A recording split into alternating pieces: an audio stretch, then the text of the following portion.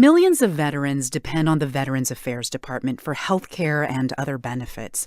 So to get a sense of what veterans are saying about Ronnie Jackson's chances to become the VA secretary, we turned to one of the country's largest veteran service organizations, AMVETS. Joe Chanelli is the group's national executive director, and he is a veteran himself. Welcome. Thank you very much. So there are three sort of categories of allegations here. We've got the prescription drugs, we've got drinking on the job, and we have abusive workplace environment. Which allegations concern you the most? Well, I think they're all obviously very troubling and disturbing. Clearly, his leadership judgment here was what comes into question the most and is probably the most important. He would be the executive in charge of 375,000 employees. Yeah. What about reactions you're hearing from other members of your organization, other veterans? What are they saying about all of this? No one seems to really quite know what to think yet about the allegations themselves.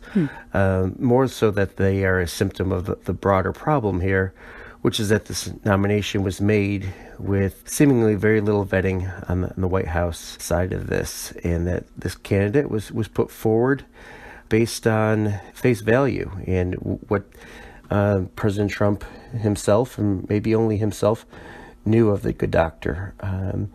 And we believe that the secretary of the VA position is an extremely important position. There's 20 million veterans in the United States, and they all, one way or another, whether they realize it or not, they depend on the VA to be there for them. There's 9 million of those veterans are in the VA medical system, and their lives are in jeopardy if that medical system fails. How much has the White House engaged with veteran service organizations like yours in choosing who should lead the Department of Veterans Affairs? Unfortunately, it's been very little.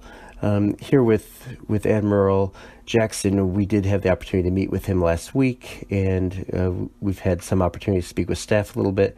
But this goes back to right after the election. We reached out to then President-elect Trump and his transition team and said, we have some really positive and productive feedback for you and some ideas. We're not going to try to propose anybody in particular, but we would like to outline some characteristics and some experience points that we think would be valuable and necessary for the next secretary to be successful. And were they receptive? Unfortunately, they were not. They completely ignored us. Eventually, we did like the nominee, Dave Shulkin.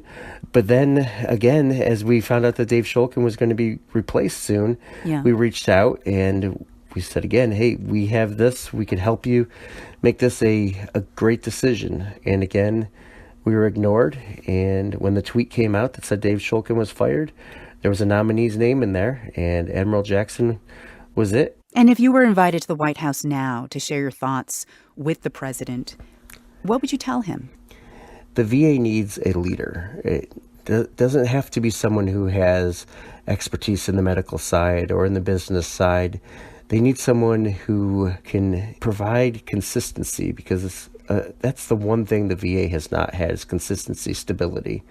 And as long as the VA is unstable, veterans are going to continue to suffer. Joe Chanelli is the National Executive Director for AMVETS. Thank you very much for joining us. Thank you.